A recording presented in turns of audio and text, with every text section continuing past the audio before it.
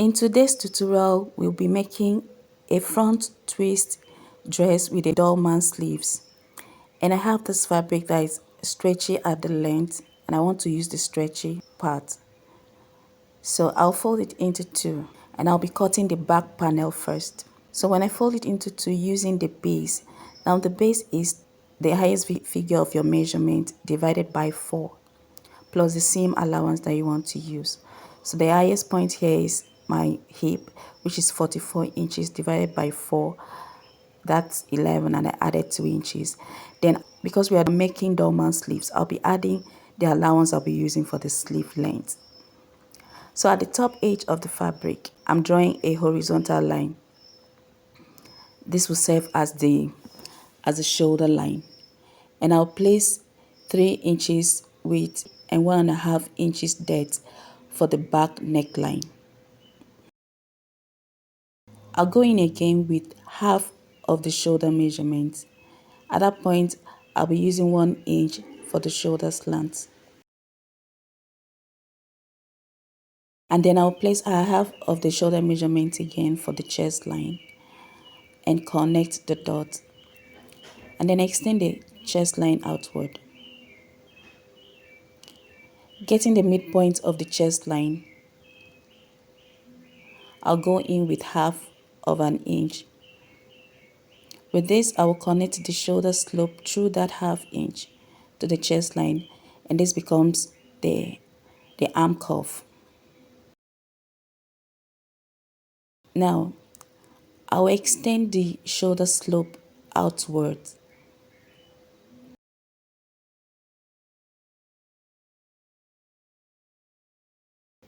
And then I'll add half of an inch for seam allowance along that slant.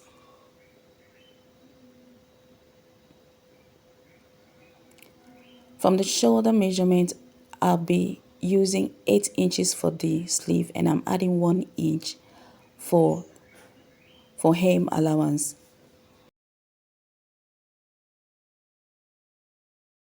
And I'll place the same measurement minus 1 inch on the chest line and slant it like this.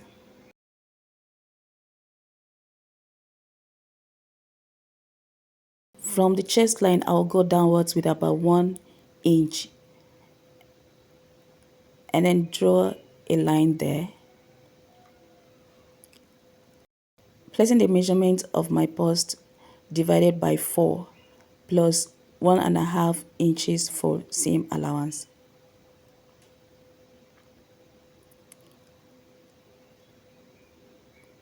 And then I'll measure the half length, which I am using 16 inches.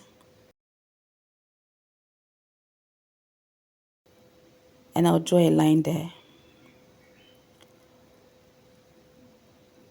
On the waistline, I am placing a quarter of the waist circumference plus 1.5 inches for seam allowance. And I'll connect what I have on the chest line to the waistline and then cuff it like this because we are making Dolman sleeves. So at that corner, you're using about 1 inch to make this cuff. And after that, I'll measure about 10 inches. I'll measure 10 inches from the waistline for my hip line and draw a line there. On the hip line, I'll place a quarter of the hip circumference plus 1.5 inches for seam allowance. And I'll connect the dot I have on the waistline to the hip line.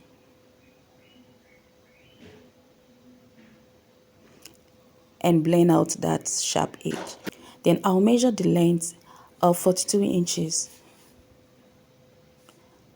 adding 1 inch for hem allowance. And I'll draw a horizontal line there. And I'll measure whatever I have, the total of what I have on the hip line minus 1 inch and place it on the length. And then connect what I have on the hip line to the length and cut it out.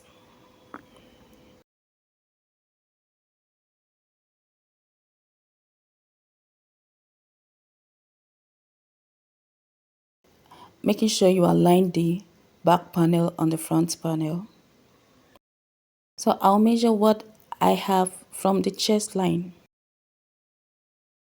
And exactly that, I'll place it where I have circumference divided by 4 plus the same allowance. I'll measure exactly what I got from the chest line to that waistline. And I'll mark that point. And then I'll connect that point to meet the Dolman sleeve.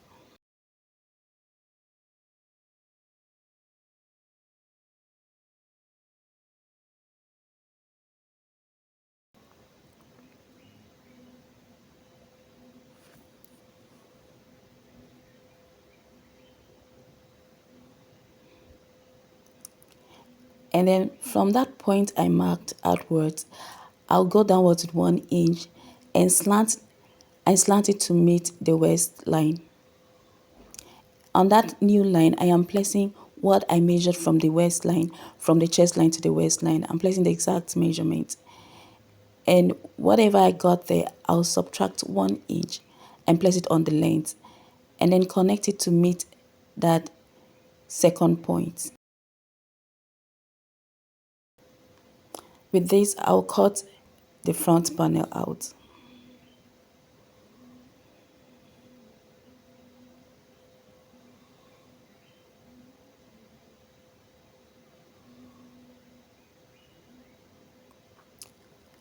So I'll set the back panel outside,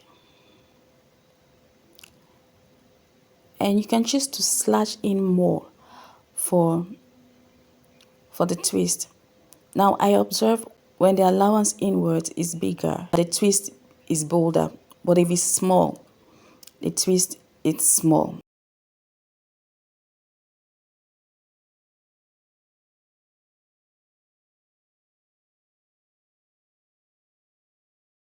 And then from the waistline, I will curve it to meet the length, so we'll have that effect that we have on the overlap. So at the waistline, I use about 3 inches from the midpoint. I slashed it and left about 3 inches to the midpoint for the twist, but I later realized that it was too small and I had to sew back some parts. So when you're making yours, don't make it up to 3 inches. Don't make it that small. Leave about 8 inches on both sides. And then I twisted it like this.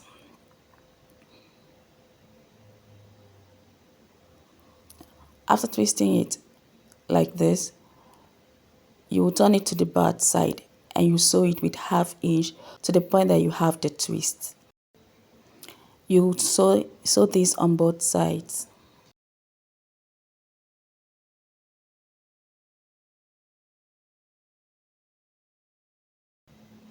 So I'll hem it all the way around from where I have the twist. You can do the hemming before you start the twist. So I'll hem it to the length and I'll hem the back side as well. If you observe, you will notice that the neckline is asymmetric. So for the asymmetric neckline, I'll place the front on the back panel like this. Now remember, we used 3 inches for the neck width. It means for the shoulder, we have about 5 inches left. I'll measure that 5 inches, just to know where the shoulder line stops. From the shoulder, I'll measure about 3 more inches outwards and I'll connect that point to meet the neck depth.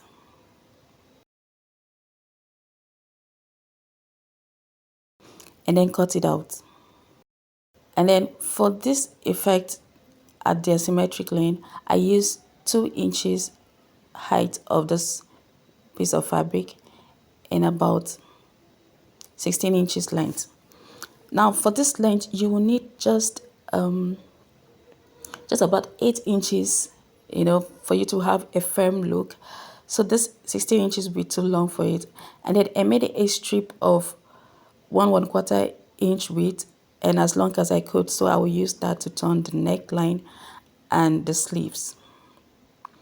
Now to sew this,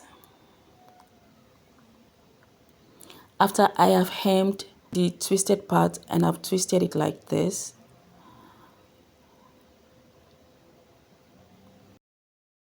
I'll measure about 4.5 inches inwards. That's where I'll place this strip, and I'll bring it because I've sewn it and turned it inside. I gave it a good press. So I place it at that point, and then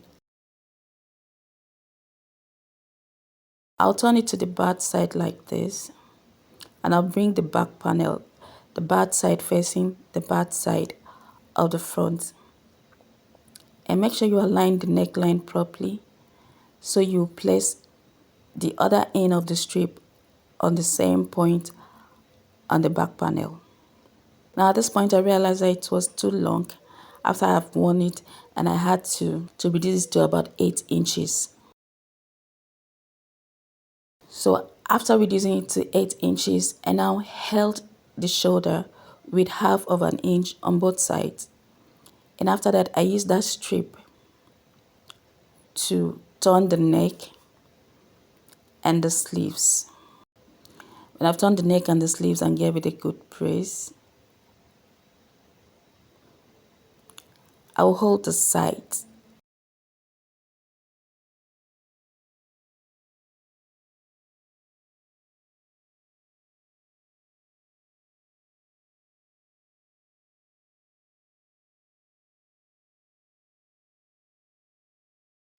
And after that, this is what we have. So if this tutorial adds any value to you at all, give me a thumbs up, like, share. Thank you so much for watching. I'll see you in my next video.